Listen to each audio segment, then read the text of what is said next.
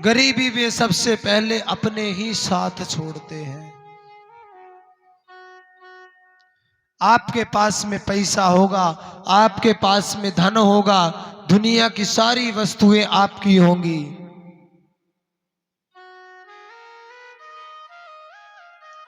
लेकिन आपके पास में अगर गरीबी है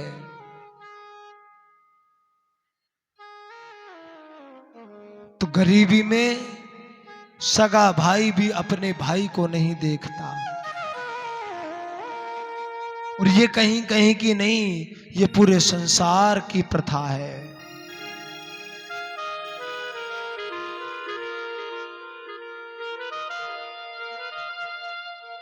मेरे आंखों के सामने की घटना मैं बताऊं। दो भाई थे। छोटे वाले भाई ने बड़े वाले भाई को खूब कमा करके दिया। उसके पास 3 फैक्ट्रियां थी। बड़ा वाला कुछ नहीं करता, लेकिन एक दिन अचानक उसकी फैक्ट्री में आग लग गई। ये मेरी एक यजमान है, मैं नाम नहीं बताऊंगा और उनके स्थान का नाम नहीं बताऊंगा, उनकी सत्य घटना मैं आपको बता रहा।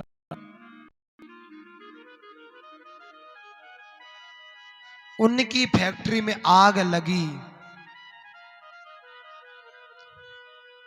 और किसी ने पीछे लग करके 2 फैक्ट्रियां बंद करवा दी थी पहले ही। 3 फैक्ट्री बची, उसमें आग लग गई। उसके पास में कुछ नहीं बचा था। उसने अपने बड़े भाई के जो बच्चे थे उनको खूब खिलाया, उनको हर एक तरह की मौज करवाई, यहां तक कि उन्हें गाड़ियों का सुख दिया, खुद ने मकान बना करके दिया। लेकिन जब फैक्ट्री में आग लगी ना, उस दिन उसी बड़े वाले भाई ने उसको धक्का मार करके घर से निकाल दिया। उस दिन के बाद मैंने इस व्यासपीठ से एक चीज मांगना प्रारंभ किया। हे गोविंद, सब कुछ कष्ट देना जीवन में, तन का कष्ट देना खूब, लेकिन कभी गरीबी मत देना। और गरीबी मुझे ही नहीं, किसी को भी मत देना। गरीबी हमेशा रुलाती है।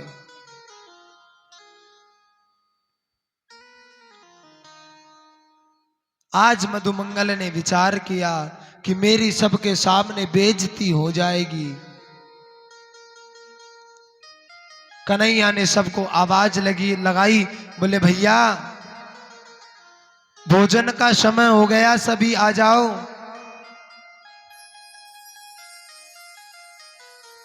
मधुमंगल संकोच में पड़ गया। मधुमंगल ने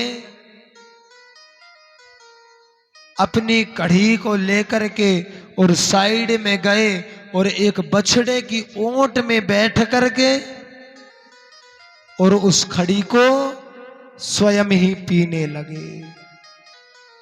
और बोले अगर कन्हैया पूछेगा तो मना कर दूंगा, कुछ नहीं लाया। अगर मैं सबके सामने निकाल करके देता हूं, कहीं कन्हैया ये ना कह दे ये तो खट्टी है। मेरे गोविंद ने देखा आज मधुमंगल अकेले अकेले कढ़ी पीने में लगा है। गोविंद दौड़ करके गए, तब तक तो मधुमंगल पूरी पी गया था, लेकिन कुछ उसके बगल में और मुखार बिंद पे उसके लगी रह गई। पर बंधु एक बात बताऊं, मेरा गोविंद मन का भाव देखता है। आपके पास संपत्ति कितनी है इससे भगवान को कोई मतलब नहीं। आपके पास पैसा कितना है, आपके पास में बैंक बैलेंस कितना है, आपके पास में गाड़ी कितनी है, इससे भगवान को कोई मतलब नहीं। आपके मन का भाव कैसा है, भगवान को इससे मतलब है।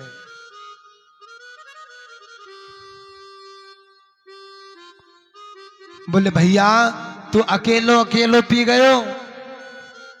बोले कन्हैया काहे बताऊं भैया, वो कुछ कहते उससे पहले ही मेरे गोविंद ने अपनी जीभ से अपने सखा के मुखमंडल को चाटना प्रारंभ किया, और जहां जहां पर वो कड़ी लगी हुई थी ना, उसको मेरे गोविंद चाट चाट करके खा गए।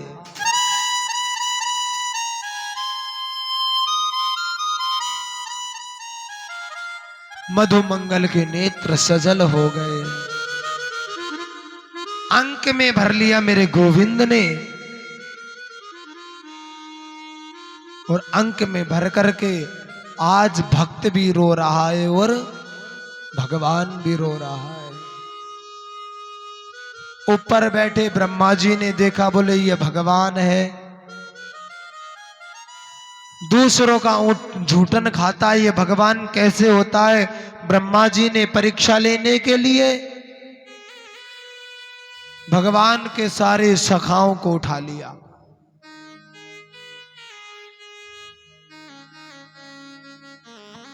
भगवान ने नेत्र बंद करके देखे, बोले ओहो, ये लीला तो ब्रह्मा जी की है। अब बंधुओं, जितने ग्वाल बाल थे उतने ग्वाल बाल मेरे गोविंद बन गए, जितने बछड़ा बछड़िया थे उतने मेरे गोविंद बन गए, जितनी गाय थी उतने मेरे गोविंद बन गए। एक बार हमने प्रश्न किया अपने गुरुदेव से, मैं कि गुरुजी आप हमें संपूर्ण कृष्ण कथा सुनाओ। तो मेरे गुरुदेव ने बड़ा सुंदर जवाब दिया, बोले बेटा, आज तक इस धरती पर कोई ऐसा पैदा ही नहीं हुआ जो संपूर्ण कृष्ण कथा का गान कर सके। मैं कि गुरुजी ऐसा क्यों? तो बोले बेटा, भगवान इतने बछड़ा बने, इतने गोप ग्वाल बने, इतनी गाय बन करके भगवान ने जो लीला की, अगर एक एक गाय का वर्णन किया जाए तो सब कौन बना हुआ है? मेरा गोविंद। पूरी उम्र निकल जाएगी लेकिन कृष्ण कथा का गान नहीं हो सकता। आप विचार करो, सखा भी मेरे गोविंद बने, सखा बन करके जो माताओं को सुख प्रदान किया, उसका वर्णन हो सकता है क्या? जो बछड़े बन करके भगवान ने जो लीलाएं की, उनका वर्णन हो सकता है क्या? गाय बन करके जो लीलाएं की, इसका वर्णन हो सकता है क्या?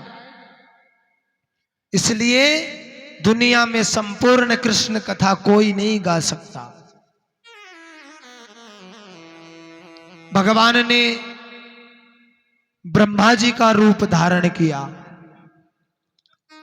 और जाकर के ब्रह्मलोक में बैठ गए, और द्वारपालों से कह दिया, आजकल एक नकली ब्रह्मा घूम रहा है और तुम ध्यान रखना कहीं ब्रह्मलोक में आ जाए। ब्रह्मा जी अंदर जाकर के और सिंहासन पर बैठ गए, भगवान ब्रह्मा बन करके। इधर में ब्रह्मा जी ब्रह्मलोक में आए, द्वारपालों ने रोक दिया, बोले अरे रुक जाओ। ब्रह्मा जी ने देखा, बोले ओ, ये तो मुझे ही रोक रहे हैं। बोले तुमने मुझे रोकने का साहस कैसे किया? बोले हम समझाते हैं तुम नकली ब्रह्मा हो, जबकि नकली ब्रह्मा अंदर बैठा है। ब्रह्मा जी ने कहा, बोले भैया चतुर्मुखी ब्रह्मा मैं ही हूं, मैं ही विधाता हूं। बोले हमें पढ़ाने का प्रयास मत करो, हम सब जानते हैं, हमारे ब्रह्मा जी तो अंदर हैं। ब्रह्मा जी ने ध्यान लगा करके देखा, अंदर कौन बैठा है? स्वयं जगदाधार जगदीश्वर ब्रह्मा बन करके बैठे हैं।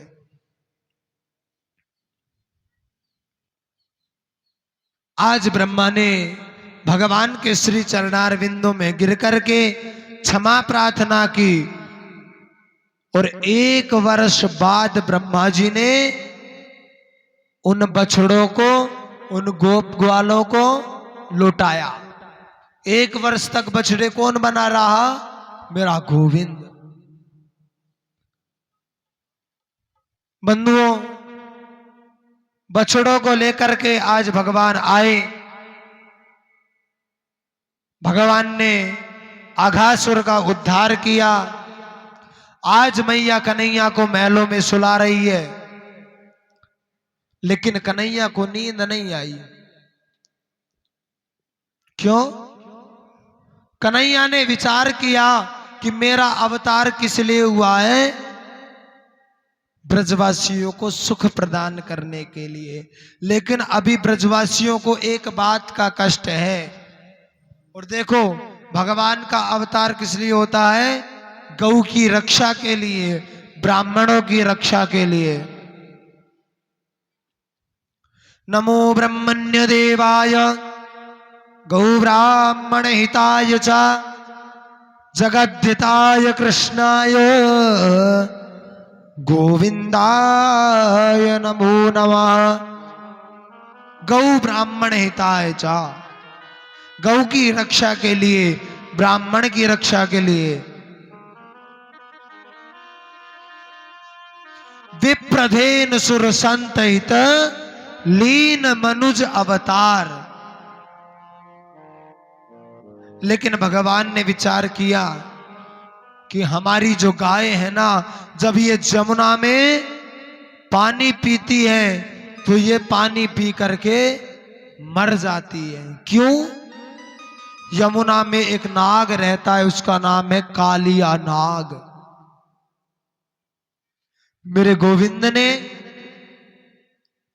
सखाओं से कहा, भैया आज खेलने के लिए यमुना तट पर चलेंगे।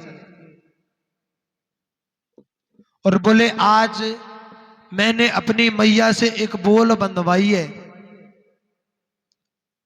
इतने में मधुमंगल बोला, तेरी बोल से नहीं खेलेंगे, तेरी बोल खेलने में अच्छी नहीं लगती, मेरी बोल से खेलेंगे।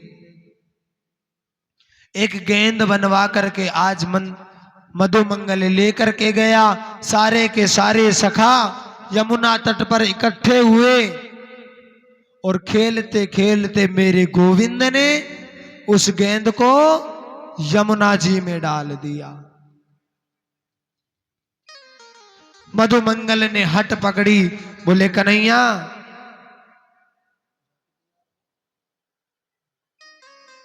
आज कालिया नाग ने मेरे गोविंद को ऐसे बांध लिया जैसे मां ने ऊखल में बांधा था। कन्हैया ने अपने आप को छुड़ा करके और उसके साथ में युद्ध किया, उसको परास्त करके उसके फणों पर नृत्य करते हुए आज मेरे गोविंद आ रहे हैं। इधर में सखाओं ने दौड़ करके बताया, मां आपके कन्हैया यमुना में कूद गए। सारे ब्रजवासी आज यमुना तट पर खड़े हैं, मेरे कन्हैया कालिया नाग को नाचते हुए ऊपर आ रहे हैं। नाचत कन्हैया आज काली के फनन पर, नाचत कन्हैया के फनन पर। अरे नाचत कन्हैया आज काली के फनन पर। सूरदास जी अपने पद में लिखते हैं, नाचत कन्हैया आज काली के फनन पर। नाचत कन्हैया देखो काली के फनन पर। काली के फनन पर, काली के फनन पर, काली के फनन पर, काली के फनन पर। नाचत कन्हैया काली के फनन पर। नाचत कन्हैया देखो काली के फनन पर। नाचत मोहन आज काली के फनन पर। नाचत कन्हैया देखो काली के फनन पर। तांडव गति मुंडन पर नाचत निरखत श्री बनवारी। पम पम पम पम बनन नाचत नाचत है बनवारी। नाचत कन्हैया आज काली के फनन पर। नाचत कन्हैया देखो काली के फनन पर। नाचत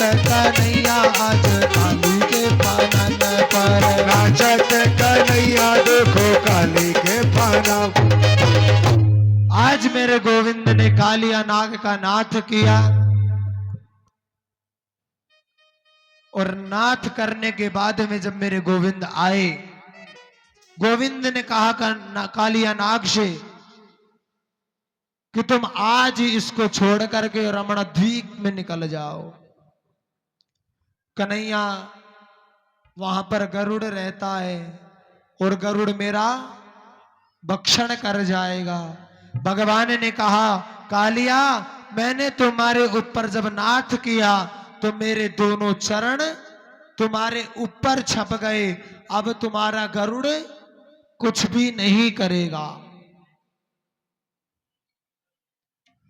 और बंधुओं, कालिया नाग कुछ दूर तो चला, लेकिन जैसे ही पीछे मुड़ करके देखा, वहीं पत्थर का बन करके रह गया। बोलिए बाल कृष्ण भगवान की जय हो। और आज भी वृंदावन में काली दह नाम की एक जगह है, जहां पर कालिया नाग आज भी है, जो पत्थर से बना हुआ है। वो किसी मूर्तिकार की मूर्ति नहीं है, वो वही कालिया नाग है जो निकलते समय जाते समय पीछे मुड़ करके झांका और वहीं पर पत्थर का बन के रह गया। मेरे गोविंद घर आए। आज पूरे ब्रजवासी बड़ा आनंद मना रहे हैं। सभी के घर में सुंदर सुंदर पकवान बन रहे हैं।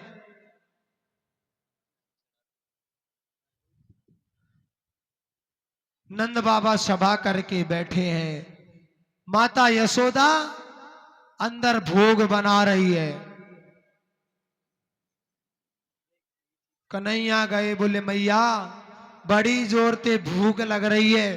मैया बोली तू अभी रुक जा, अभी पहले नहा के आ, फिर नहा धो करके जय जय की पूजा करेंगे और फिर खाएंगे।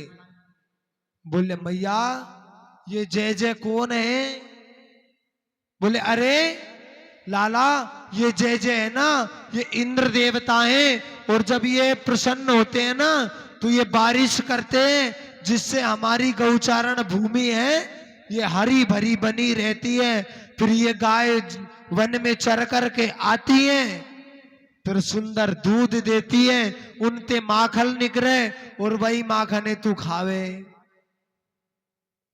बोले मैया इंद्र की पूजा नहीं करें तो? बोले इंद्र की पूजा नहीं करेंगे तो इंद्र बारिश नहीं करेगो, और जब बारिश नहीं करेगो तो हमारी गाय भूखी मर जाएंगी।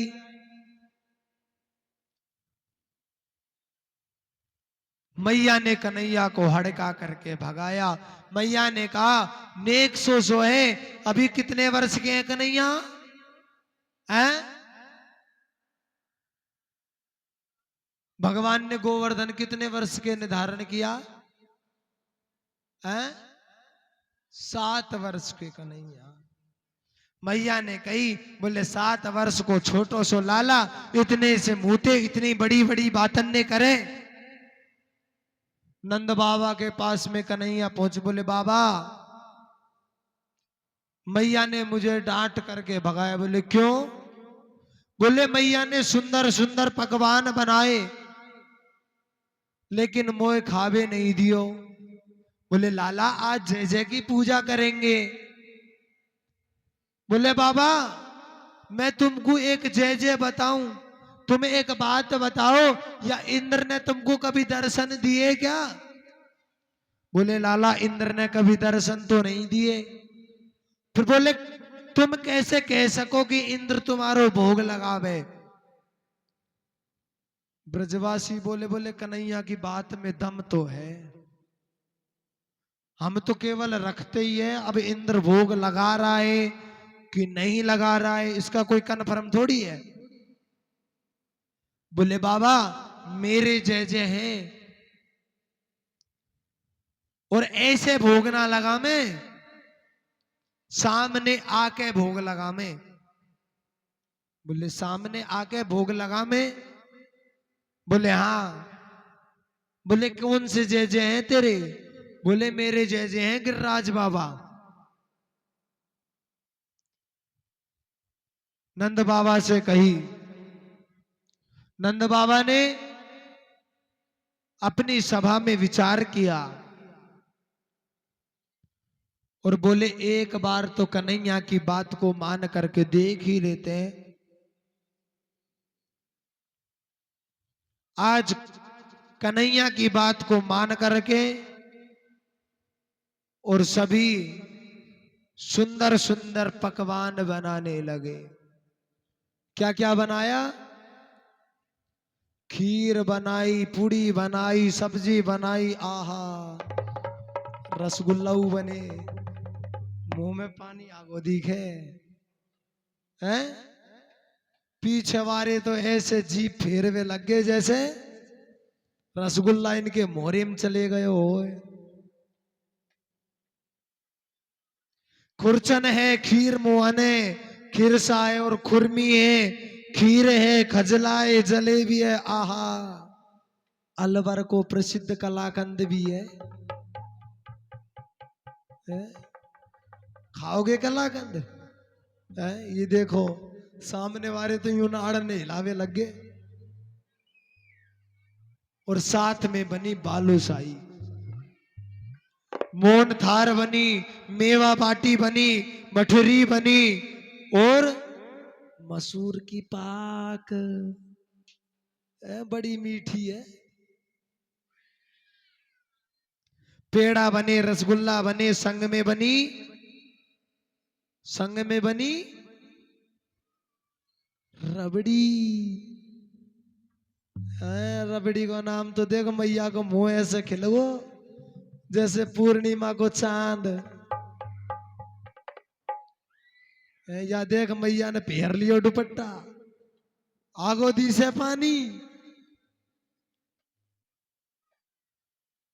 भुजिया बनी, नमकीन बनी, सेव की गठिया बनी, शक्कर पारे बने, भुजिया बनी, समोसा बने, पापड़ बने और साथ में बनी पकोड़ी।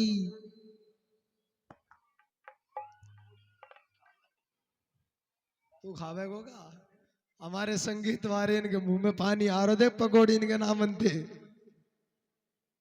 चलो शाम को आज भोजन में मैया पकोड़ी बना दी जो इनको, इनके मुंह में पानी आ गो देख।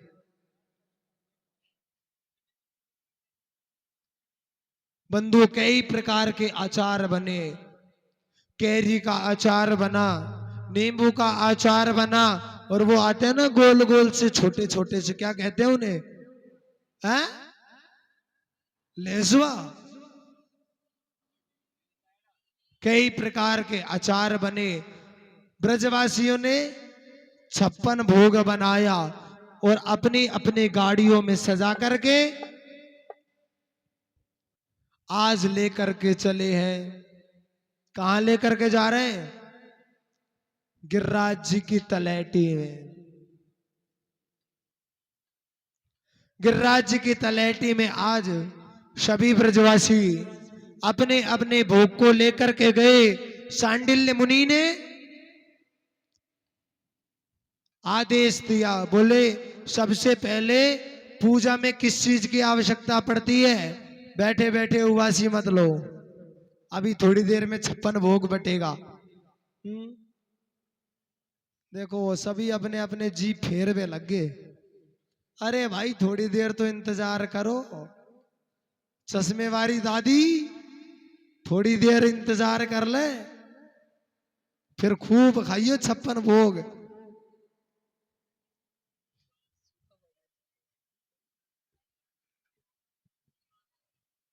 आज सांडिल्य मुनि ने कहा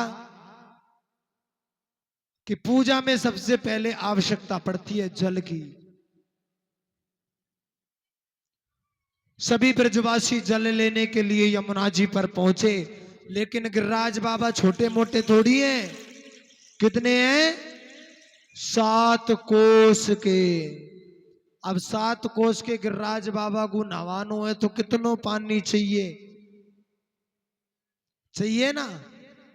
ब्रजवासी थक गए। ब्रजवासी ने की कन्हैया हमारे बस की बात ना है भैया, तेरे गिरिराज बाबा को नवाबो। मेरे गोविंद ने मन से एक गंगा को प्रकट किया। बोलिए मानसी गंगा महारानी की। सांडिल्य मुनि ने विधिवत गिरिराज महाराज को स्नान कराया, षोडशोपचार पूजा कराई। अब सभी थोड़ी थोड़ी जगह बना दे, क्योंकि अब हमारे गिरिराज बाबा पधारने वाले हैं। और गिरिराज जी कौन कौन चलना चाहता है? चलोगे? मन से बताना। जितनों के हाथ दिख रहे हैं सबको खड़ा करूंगा। अपने तन को तो यहीं छोड़ दो और अपने मन को गिरिराज जी में लेकर के चलो। चले? बोलिए गिरिराज महाराज की। अभी गिरिराज जी जावे के लखन ना दिख रहे थे। नेक जयकारो बोलो दम लगा के, क्योंकि गिरिराज जी में जाते ही तो 56 भोग मिलेगो। जोर से बोलिए गिरिराज महाराज की जय हो। बोलिए गिरिराज धरण भगवान की जय हो। गिरिराज प्यारे की जय हो।